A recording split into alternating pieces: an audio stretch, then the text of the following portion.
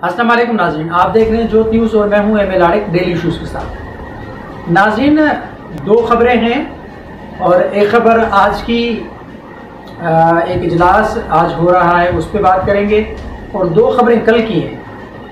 कल की खबरें ये हैं कि कल इमरान खान साहब का जो मीनार पाकिस्तान पे जो जलसा हुआ लाहौर में उस पर बात करेंगे, उन्होंने क्या बातें की। और दूसरी खबर ग्रैंड डेमोक्रेटिक अलायंस से ताल्लुक़ रखती है, उस पर बात करेंगे। दोनों खबरें कल की हैं और कल कुछ तबीयत नासाज थी, इस वजह से व्लॉग ना कर सका, लेकिन व्लॉग आज कर रहे हैं इस पर। तो इन दोनों खबरों के ऊपर और एक खबर जो आज है वो कल के जलसे का नतीजा लग रही है, उस पर बात करते हैं। सबसे पहले तो कल एक खबर जो आई ग्रैंड डेमोक्रेटिक अलायंस के हवाले से, यानी जीडीए के हवाले से। जीडीए जो साबिका हुकूमत की इत्तेहादी है, जिसमें 3 मेंबरान हैं पार्लियामेंट के, वो अभी मेरे ख्याल से अपोजिशन में बैठे हैं वो, और जिसमें डॉक्टर फहमीदा मिर्ज़ा शामिल है, गौस बख्श शामिल है, और तीसरा उनका नाम मुझे जहन में नहीं आ रहा। 3 उनके मेंबरान हैं और ग्रैंड डेमोक्रेटिक अलायंस एक पीपल्स पार्टी मुखालफत में एक सिंध के अंदर ये बनाया गया था, जीडीए जिसे कहा जाता है शॉर्ट फॉर्म में।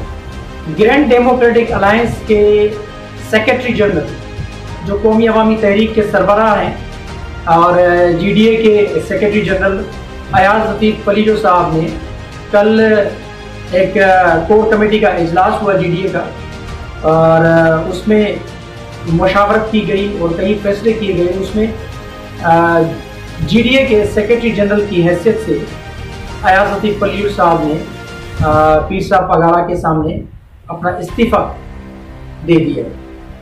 वो इस्तीफ़ा क्यों दिया, उनकी क्या वजूहात हैं, लोग तो कई बातें कर रहे हैं, कोई वो और कई इस पे चमगोइयाँ कर रहे हैं सोशल मीडिया पे, लेकिन इस इस्तीफ़ा ये जो दिया गया है इसकी कई सारी वजूहात हैं और जिनका बार बार अयाज लतीफ़ पलीजो साहब जिक्र करते हुए आए हैं।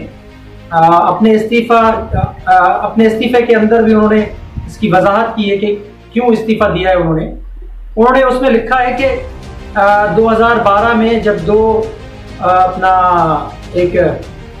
2012 में पीपल्स पार्टी की जानिब से और एमक्यूएम की जानिब से एक ऑर्डिनेंस, बल्दियाती ऑर्डिनेंस लाया गया और उसकी मुखालफत में जो इत्तेहाद बना पीर साहब पगारा की क़यादत में, जिसकी उस क़यादत की बदौलत एक बड़ा बेहतरीन किस्म का प्रोटेस्ट किया गया हैदराबाद के अंदर 2012 में, दोहरे बल्दियाती निज़ाम के ख़िलाफ़ वो मुस्तरद हुआ और पीपल्स पार्टी मजबूर हो गई उसको वापस लेने।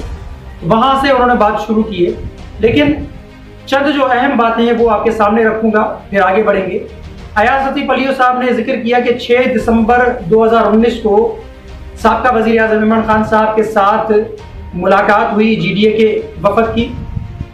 उसमें सिंध के लोगों की तरफ से एक 15 नुकाती चार्टर ऑफ डिमांड पेश किया गया। उस 15 नुकाती चार्टर ऑफ डिमांड में सिंध की जानिब से एक खदशात भी थे, वो भी बताए गए थे उसमें, और डेवलपमेंट के हवाले से बहुत सारी और चीज़ें भी थी। वो 15 नुकाती एजेंडा वज़ीर आज़म इमरान खान साहब को पेश किया गया। फिर उन्होंने वज़ीर आज़म इमरान खान साहब ने, साबका वज़ीर आज़म इमरान खान साहब ने कहा कि इस पर गौर करेंगे, और असद उमर को कहा कि ये पलीजो साहब ने जो ये चार्टर ऑफ डिमांड दिया है 15 नुकाती, इसको आप देखें और इसका जायज़ा लें, फिर इनका ये मसला हल करेगा। उसके बाद फिर अयाज लतीफ़ पलीजो साहब ने अपने इस्तीफ़े के अंदर जिक्र किया है कि किंगरी हाउस में कराची में एक फिर मुलाकात होती है वज़ीर आज़म इमरान खान साहब के साथ, साबका वज़ीर आज़म इमरान खान साहब के साथ। उसमें फिर उन्होंने वही जो 15 नुकाती डिमांड जो पेश की थी सिंध की जानिब से, उस पर तवज्जो और उस पर अमल के लिए बातचीत की, लेकिन फिर उसमें टाल मटोल की गई। कहा गया कि देखेंगे, यानी मुसलसल सिंध के लोगों को नज़रअंदाज किया गया और सिंध के जो हुकूक की बात की गई उस 15 नुकाती चार्टर ऑफ डिमांड में उसको नज़रअंदाज किया गया। न सिर्फ साबका वज़ीर आज़म इमरान खान साहब की जानिब से या वफा की हुकूमत की जानिब से, बल्कि GDA की जानिब से भी, यानी उस पर कोई खातर खा एक इनिशिएटिव नहीं लिया गया, सिवाय अयाज लतीफ़ पलियो साहब के, क्योंकि वो सेक्रेटरी जनरल थे। उसके बाद उन्होंने उसमें लिखा है कि मैंने बार बार आपको बताया और बार बार कई लोगों के बिहाफ पे मैंने आप तक पैगाम पहुंचाया कि आप इन चीज़ों को देखें, ये चीज़ें बड़ी ख़राब हो रही हैं। और उन्होंने ख़ास करके कहा है उसमें कि मैंने बार बार आपको कहा कि GDA की तंजीमी नो करें और GDA की तंजीम को मजबूत करें, पूरे सिंध के अंदर, पूरे पाकिस्तान के अंदर हम तंजीम का आगाज़ करें और GDA को बाज़ाब्ता तौर पे एक पार्टी के तौर पे हम लेके आए उसको, ताकि हम सिंध के लोगों के साथ साथ पूरे पाकिस्तान के गरीब और मुतवस्सित तबके की हम अपना तर्जुमानी कर सकें और उनके हुकूक की बात कर सकें इस GDA के तवज्जुह से। सिंध में पीपल्स पार्टी की मुखालफत के हवाले से या पीपल्स पार्टी के अपना मुतबादिल के तौर पे GDA को आना चाहिए था, लेकिन बदकिस्मती के साथ GDA ने वो काम नहीं किए जिनका तज़किरा अयाज लतीफ़ पलियो साहब ने अपने इस्तीफे में भी किए। इसी वजह से अयाज लतीफ़ पलियो साहब ने सिंध के लोगों के यानी उम्मीदों के ऊपर और बार बार इसरार करने पे उन्होंने ये इस्तीफा पेश किया। और इस इस्तीफे देने की मुझे दूसरी वजह ये भी लग रही है कि क्योंकि 17 तारीख को जो ये 17 अप्रैल को ऑल पार्टीज कॉन्फ्रेंस या सिंध कौमी कॉन्फ्रेंस जो हैदराबाद में मुनक्कद की गई, उसमें भी एक इशारा दिया गया था डॉक्टर कादिर मक्सी की जानिब से, जिसमें अयाज लतीफ़ पलियो साहब भी मौजूद थे, ज़ैन शाह शामिल थे उसमें, और कई और बहुत सारी जमातें, सिंध तरक्की पसंद पार्टी, सिंध यूनाइटेड पार्टी, कौमी अवामी तहरीक, AJP, यानी सिंध दोस्त इत्तेहाद के तवज्जुह से इसको देखा गया। और सिंध की जो तरक्की पसंद जमातें हैं, कौमपरस्त जमातें हैं, उन्होंने मिलकर ये इशारा दिया है कि आने वाले मुस्तकबिल में हो सकता है कोई इत्तेहाद हो आपस में, क्योंकि उसका इशारा वाज़ेह तौर पे मिला था। हमने भी आपको एक व्लॉग करके बताया था कि सिंध में नए इत्तेहाद का इशारा, तो ये उसकी भी कड़ी हो सकती है ये इस्तीफा, क्योंकि लग रहा है कि आने वाले वक्त में एक इत्तेहाद सिंध में होगा और उसी इत्तेहाद को मद्देनजर रखते हुए अयाज लतीफ़ पलियो साहब ने हो सकता है कि इस्तीफा भी दिया। बहरहाल देखना ये कि अब आने वाले वक्त में क्या होगा। GDA ने अपनी तंजीमी नो के हवाले से कल ये ऐलान किया है, अब उसको वो कितना कारगर साबित होता है या नहीं, आने वाले वक्त में ये पता चलेगा कि GDA कितना मजबूत रहता है या अयाज लतीफ़ पलियो साहब किन के इत्तेहाद में शामिल होते हैं, या फिर वो आज़ाद हैसियत से अपनी पार्टी के प्लेटफॉर्म से, पार्टी के निशान पे इलेक्शन लड़ेंगे। ये आने वाला वक्त बताएगा। अब कल जो एक बहुत बड़ा शानदार पावर शो किया है इमरान खान साहब ने लाहौर मीनार पाकिस्तान पे, बकौल उनके कि मैं पहली मरतबा इतने बड़े जलसे से खिताब कर रहा हूँ। खबरें आ रही हैं कि सारे रिकॉर्ड तोड़ दिए, यानी जलसों के इमरान खान साहब के कल वाले जलसे में जो फुटेजेस आ रही है उसमें तो बिल्कुल बहुत बेतहाशा लोग हैं। मैं दो चीज़ों पे बात करूंगा। उन्होंने बहुत सारी बातें की हैं, उन्होंने जुडिशरी पे भी बात की है, उन्होंने उस मरासले पे भी बात की है, उन्होंने अपना इस जो नई हुकूमत है उस पर भी बात की है, उन्होंने इस्टेब्लिशमेंट के किरदार के हवाले से भी बात की है, उन्होंने अपनी कारकर्दगी के ऊपर भी बात की है कि हमने क्या क्या किया, और उन्होंने दो चार चीज़ें जो अच्छी की उन्होंने उसका भी जिक्र किया, जैसे कि सीरत नबी अपना उन्होंने एक जो यहाँ कमेटी बनाई है अपना नबी करीम सल्लल्लाहु अलैहि वसल्लम के हवाले से, उसका भी उन्होंने जिक्र किया। इस्लामोफोबिया का उन्होंने जिक्र किया, उन्होंने रूस के दौरे के हवाले से जिक्र किया, और उन्होंने कहा कि रूस से हमारा जो वायदा हो रहा था 20% कमी में, यानी गंदम हम परचेज कर रहे थे और 30% कमी में हम पेट्रोल उनसे खरीद रहे थे, तो ये सारी चीज़ें फुटक रही थी अमेरिका को। अब आते हैं दो अहम चीज़ों पे। एक तो इमरान खान साहब ने कल वाज़ेह पैगाम दे दिया उनको, और उन्होंने कहा कि जिससे भी ये गलती हुई है वो फिलफौर अपनी गलती को दुरुस्त करें और नए इलेक्शन कराएं। ये इशारा आप भी समझ सकते हैं, हम भी समझते हैं, और हम भी जानते हैं ये इशारा किन की जानिब है और गलती किन की तरफ से हुई। जाहिर सी बात है ये सीधा सीधा इशारा एस्टेब्लिशमेंट की जानिब से, और उन्होंने एक तहरीक का ऐलान भी यानी कर दिया है। उन्होंने कहा है कि मुखालफीन या ये जो चेरी ब्लॉसम, उन्होंने शहबाज शरीफ का जो मौजूदा प्राइम मिनिस्टर ऑफ पाकिस्तान है उनका चेरी ब्लॉसम नाम रखा है, चेरी ब्लॉसम का नाम लेकर उन्होंने मुखातिब किया कि ये समझ रहे हैं कि मैं पेशावर के जलसे के बाद खामोश हो जाऊंगा, लेकिन कराची का जलसा किया, कराची के जलसे के बाद ये लाहौर का जलसा हमने किया, इसके बाद हम खामोश नहीं बैठेंगे और मैं किसी सूरत, उन्होंने कहा है कि इनको नहीं छोड़ूंगा, इनको एनआरओ नहीं दिलवाऊंगा, इनको एनआरओ नहीं लेने दूंगा और किसी भी सूरत में इंपोर्टेड हुकूमत को तस्लीम नहीं करूंगा।